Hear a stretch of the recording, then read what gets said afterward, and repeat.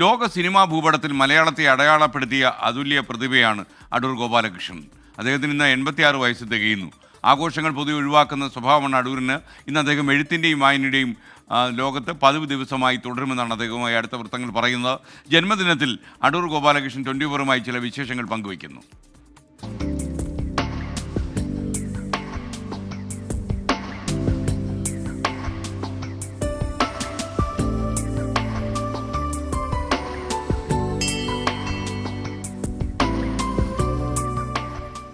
കലാസൃഷ്ടിയുടെ വലിപ്പത്തിലും കാമ്പിലും സിനിമാ പ്രേമികളെ ആകെ അമ്പരപ്പിച്ച, സിനിമയെക്കുറിച്ചുള്ള സ്വന്തം ബോധ്യത്തിൽ മലയാളത്തിന്റെ അതുവരെയുള്ള നടപ്പ് രീതികളെ ആകെ പൊളിച്ച, സിനിമയിൽ നടീനടന്മാർക്ക് മുകളിൽ സംവിധായകന്റെ സ്ഥാനമുറപ്പിച്ച ഇന്ത്യൻ സിനിമയുടെ ഇതിഹാസത്തിന് ഇന്ന് 86 വയസ്സ്.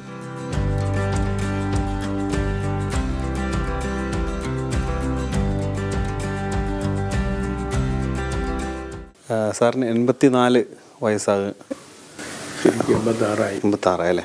86 തിരുവനന്തപുരം ആക്കുളത്തെ വീട്ടിൽ എഴുത്തിലും വായനയിലും മുഴുകിക്കഴിയുകയാണ് അടൂർ.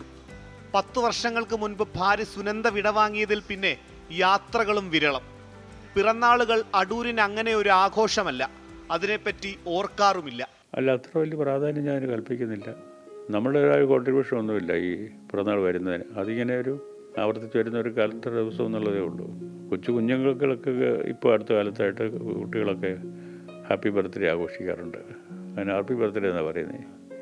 അവിടെ എൻ്റെ ഇവിടെ ജോലി ചെയ്യുന്ന ആളുകൾക്ക് അവരുടെ കുട്ടികൾക്ക് ബർത്ത്ഡേ ആകുന്ന അറിയിപ്പോൾ ഞാൻ അവർക്ക് ഹാപ്പി ബർത്ത്ഡേക്ക് എന്തെങ്കിലും വാങ്ങിച്ചു കൊടുക്കും, അവരുടെ സന്തോഷത്തിന്. 8-ാം വയസ്സിൽ നാടകാഭിനയത്തിലൂടെയും രചനയിലൂടെയും തുടങ്ങിയ ദൃശ്യ വ്യാകരണം പതിറ്റാണ്ടുകളിലൂടെ സ്ഫുടം ചെയ്ത് പരുവപ്പെടുത്തിയതാണ് അടൂർ. മങ്ങലേൽക്കാതെ ജീവിതത്തെയും സിനിമയെയും ഇന്നും അതേ ഊർജത്തിൽ നോക്കിക്കാണുകയാണ് അടൂർ. വയസ്സായെന്ന് ഒരിക്കലും തോന്നിയിട്ടില്ല. ചിലപ്പോൾ നമ്മുടെ ശരീരം ചിലപ്പോൾ മറ്റുള്ളവർക്ക് എന്നെ കാണുമ്പോൾ തോന്നുമായിരിക്കും വയസ്സായെന്ന്. അല്ലാതെ എനിക്ക് എൻ്റെ ഉള്ളിൽ നിന്ന് അങ്ങനെ ഒരു തോന്നൽ എനിക്കില്ല. പുതിയ സൃഷ്ടിയുണ്ടെന്നും അടൂർ വ്യക്തമാക്കി. പുതിയ സിനിമ എടുക്കും. അതിനെപ്പറ്റിയൊന്നും പറയാറായിട്ടില്ല. ഞാൻ കുറച്ചു കാലം നീണ്ടുപോയി. കോവിഡ് വന്നിട്ട് ആളുകൾ തീരെ സിനിമ കാണാൻ പോകാത്തൊരു കാലം വന്നില്ലേ. പല ഡിജിറ്റൽ പ്ലാറ്റ്ഫോമുകൾ സിനിമ കാണിക്കുന്ന പരിപാടി അതൊക്കെ വന്നപ്പോൾ കുറേ അധികം ആളുകൾ കുറച്ചൊക്കെ സിനിമ കാണാൻ പോകുന്നവർ പോലും പോകാതായി. അങ്ങനെ ഒരവസ്ഥയിൽ സിനിമ എടുത്തിട്ട് എന്താ കാര്യം എന്നുള്ള ഒരു മനസ്സിൽ അങ്ങനെ ഒരു ചിന്ത ഉണ്ടായിരുന്നു. അങ്ങനെ ഒരു അല്ലെങ്കിൽ നേരത്തെ പടം എടുക്കുമായിരുന്നു. കലാ സാംസ്കാരിക പ്രവർത്തകർക്ക് രാഷ്ട്രീയമുണ്ടെങ്കിൽ അത് വിളിച്ചു പറയാൻ ആഗ്രഹിക്കുന്നുണ്ടെങ്കിൽ തെറ്റില്ലെന്ന പക്ഷമാണ് അടൂരിന്. അത് ഓരോരുത്തരുടെ ഇഷ്ടമാണ്. ചിലർ ഒരു പ്രത്യേക രാഷ്ട്രീയത്തിൽ അത് ഇഷ്ടപ്പെടുന്നവർ, അത് പറയാൻ താല്പര്യമുള്ളവർ പറയട്ടെ. നിയമമൊന്നും കൊണ്ട് നിരോധിക്കാൻ വെക്കുന്ന കാര്യമല്ലല്ലോ. അത് ഓരോ വ്യക്തിഗതമായിട്ടുള്ള തീരുമാനങ്ങളാണ്.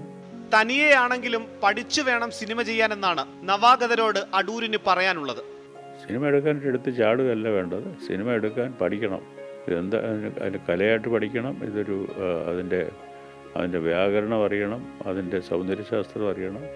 തനിയെ പഠിക്കാം, കുഴപ്പമൊന്നുമില്ല. സ്കൂളിൽ പോയി പഠിക്കണമെന്നില്ല. പക്ഷെ അതൊരു ദീർഘകാലത്തെ ഒരു അനുശീലനം കൊണ്ട് മാത്രം കിട്ടുന്നതാണ്.